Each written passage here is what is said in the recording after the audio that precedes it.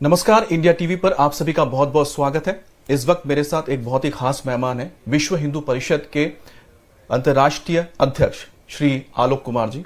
आलोक जी, आपका बहुत बहुत स्वागत है इंडिया टीवी पर। बहुत धन्यवाद। राम मंदिर को लेकर, चुनावी की चोरी को लेकर बहुत सारी कार्रवाई भी हो रही है, गिरफ्तारियां हो चुकी हैं, लेकिन साथ ही एक अहम चीज है, वो है चंपत राय जी का इस्तीफा सौंपना। अब उस पर क्या होगा, उस पर मैं आपसे आगे बात करूंगा, लेकिन फिलहाल तो यही जानना चाहते हैं कि आपके पास चंपत राय जी को लेकर क्या जानकारी है। वो जानकारी उतनी ही है जितनी आपके पास है। अखबारों से लिए हमने, और प्रत्यक्ष ग्राउंड पे जो हो रहा है वो अखबार में आ रहा है। मैं मानता हूं कि इस विषय में ये चंपत जी का चौथा कदम है। जब ये अनियमितताएं ध्यान में आई तो ट्रस्ट ने चंपत जी के द्वारा मुख्यमंत्री जी से कहा, एसआईटी बना के जांच कराइए, कुछ गड़बड़ है, कुछ बड़ी गड़बड़ है। जब एसआईटी वहां पहुंच गए मेंबर्स, तो दूसरा स्टेप ये हुआ कि चंपत जी ने उन्हें कहा कि मैं महामंत्री हूं, मेरी जिम्मेवारी है, आप मेरे से पूछताछ से शुरू कर लीजिए। तीसरा स्टेप, जब एसआईटी ने अपनी प्रिलिमिनरी रिपोर्ट में कुछ लोगों का नाम लिया, तो ट्रस्ट ने तुरंत एफआईआर कराकर कहा, इन 8 की जिनका नाम है और अन्य लोग जो हो सकते हैं, और समूचे प्रकरण की जांच करिए। उस एफआईआर के अंतर्गत जो जांच हो रही है उसमें ट्रस्ट सपोर्ट कर रहा है। चौथा स्टेप ये है, जब ये कहना शुरू किया विपक्षी दलों ने कि चंपत जी महामंत्री रहेंगे तो जांच को प्रभावित कर सकेंगे या कुछ गवाहों पे दबाव बना सकेंगे, तो चंपत जी ने स्वयं होकर के त्याग पत्र दिया है। मैं समझता हूं कि इन 4 स्टेप्स में से ट्रस्टीज की जो उत्सुकता है कि सारे मामले की जांच होकर के अपराधी पकड़े जाएं, ये सामने आती है। मैं उनके त्यागपत्र को उनके द्वारा उठाया गया अच्छा कदम मानता हूं। क्या कोई दबाव था ट्रस्ट पर कि बताया जाए कि चंपत जी को या अनिल जी को कि वो इस्तीफा दे दें? हम लोगों ने तो उनको कुछ परामर्श नहीं दिया, और जो लोग मांग रहे थे उनके यहां इस्तीफा देने की परंपरा नहीं है। एक राजनेता अयोध्या में गए और बहुत बड़ी बड़ी बातें बोली उन्होंने, बहुत तरह के आरोप लगाए। वो महोदय दिल्ली के मुख्यमंत्री थे, शराब कांड में उनका नाम आया, गिरफ्तार हो गए, कोर्ट ने जमानत देने से इनकार कर दिया,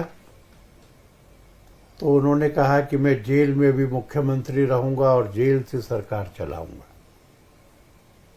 एक प्रधानमंत्री नरसिम्हा राव थे,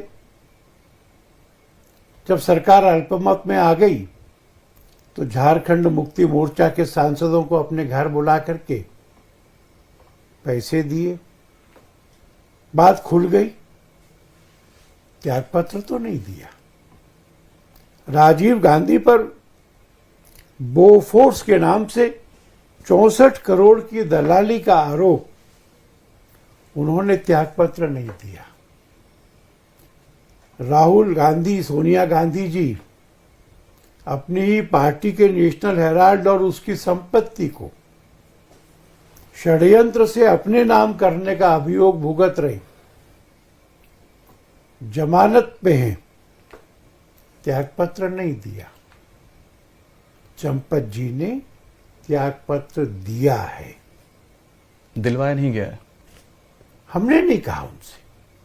आपने भी पूछा था मेरे से, तो मैंने कहा था यह विषय चंपत जी के विवेक पे निर्भर करेगा, हम उनको परामर्श नहीं देंगे।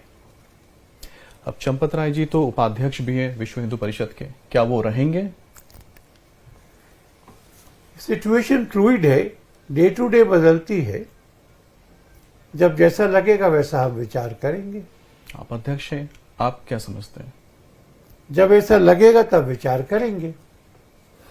विश्व हिंदू परिषद बहुत लंबे वक्त तक राम मंदिर आंदोलन से जुड़ा रहा, दशकों तक वो लगा रहा, लेकिन जब आरोप लगने शुरू हुए, अब आरोप ऐसे वैसे तो लग नहीं रहे हैं, हजारों करोड़ की चोरी हो गई है, सोना चांदी चोरी हो गया है, कांग्रेस ने भी ऐसे ही आरोप लगाए हैं। अब भक्त तो ये जानना चाहते हैं ना कि आखिर चोरी अगर हुआ है तो कितना पैसा चोरी हुआ, कितना सोना चांदी चोरी हुआ है? ये बातें जांच में से मालूम पड़ेंगी, पर हजारों करोड़ कहना, हजारों करोड़। और सोने चांदी के बारे में ट्रस्ट के कोषाध्यक्ष ने कल प्रेस रिलीज में कहा है कि सारा सुरक्षित है। जो काकभूषणी जी और धनुष बाण वगैरह के बारे में चर्चा हो रही थी, वो तो पत्रकारों ने जाके देख लिए हैं कि वहां पर हैं। फिर भी बयान दिए जा रहे हैं सोने चांदी के बारे में। ये जो बिजारे बयान है,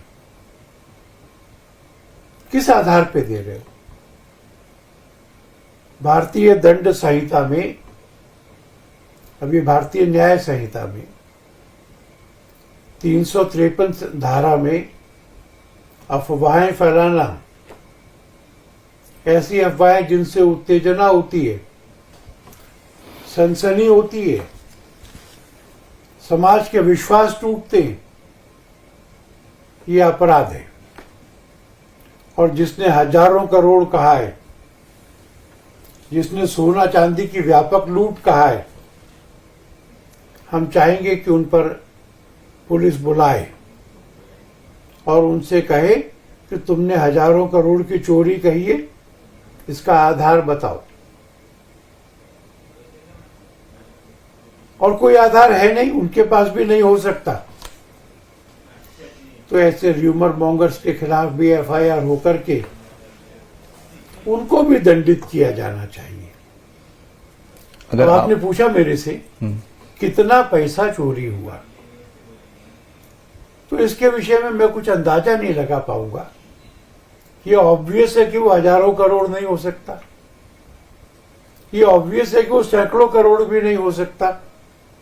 कितना है ये जांच से मालूम पड़ेगा और उस एक एक पैसे को वापस लाने का हम प्रयत्न करेंगे। इस एक एक पैसे को वापस लाने का ट्रस्टीज प्रयत्न करेंगे। इतना बता सकते हैं भक्तों के लिए कि कितना दान आया पिछले 1-2 साल में? आप ट्रस्टीज से पूछेंगे तो वो बता सकेंगे।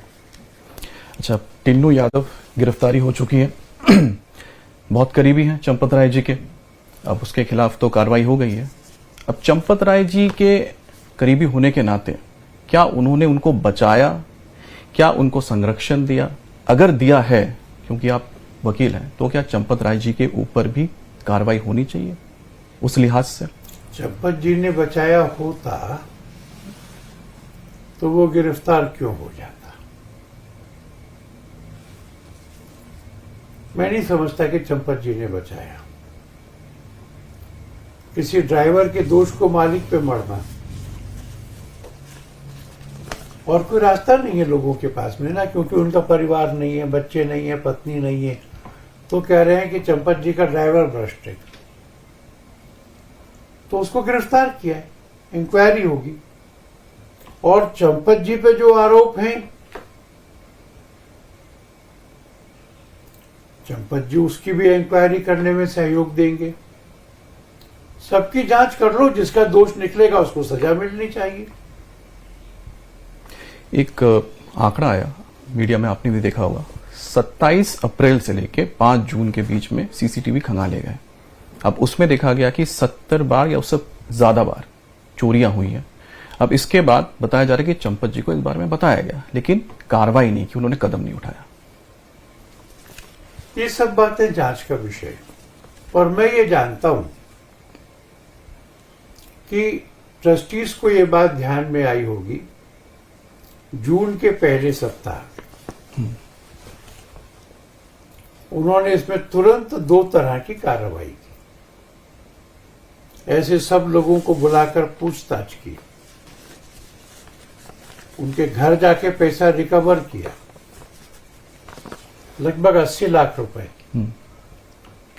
और थोड़ा सा सोना चांदी भी, और ये सब करके मुख्यमंत्री को कहा कि एसआईटी लिखिए। इसलिए कार्रवाई नहीं हुई या तुरंत नहीं हुई, इससे मैं असहमत हूं। तो क्या बैठक में होने जा रहा है, क्या अनिल मिश्रा जी या फिर चंपत राय जी के जो इस्तीफा है उसको स्वीकार क्यों नहीं किया जा रहा है? स्वीकार नहीं किया जा रहा, ऐसा अर्थ आपने कहां से निकाला मुझे पता नहीं। 6 तारीख की बैठक में क्या होगा ये भी मुझे पता नहीं, क्योंकि मैं ट्रस्टी नहीं हूं। पर मेरा अपना मानना ये है कि जब तक ये इंक्वायरी चल रही है, लोक अविश्वास के लिए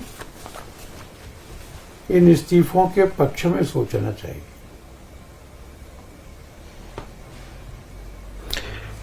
और जब ये प्रकरण हुआ, उस प्रकरण के बारे में जानकारी कब आपको मिली?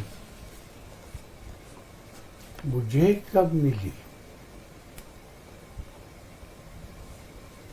मेरे ख्याल में जून के दूसरे या तीसरे सप्ताह में मुझे ये बात मालूम पड़ी। इस बारे में तब आपने किसी से बात की या चंपत जी से आपने बात की इस बारे में? जिन लोगों को करनी चाहिए थी उन्होंने की, विस्तार से जानकारी ली, इस बात से संतुष्टि हुई कि एसआईटी से जांच कराई जा रही है। फिर जब मुझे लगा कि मामला आगे बढ़ रहा है, तो मैंने एक पोस्टर में एफआईआर की बात की। तो हम लोगों ने अपनी राय दी और ट्रस्टीज ने कार्रवाई की। तब आपने जो जानकारी ली तो वो आपको पहले होता है ना कि पहली चीज क्या बताएगी, क्या हो गया, किस तरह से हो गया? मुझे ये बताया गया कि जिस कमरे में पैसे गिने जाते हैं, उस कमरे में से लोगों ने जो गिनती करने की जिम्मेवारी पर हैं, उस पैसे में हेरा फेरी की है।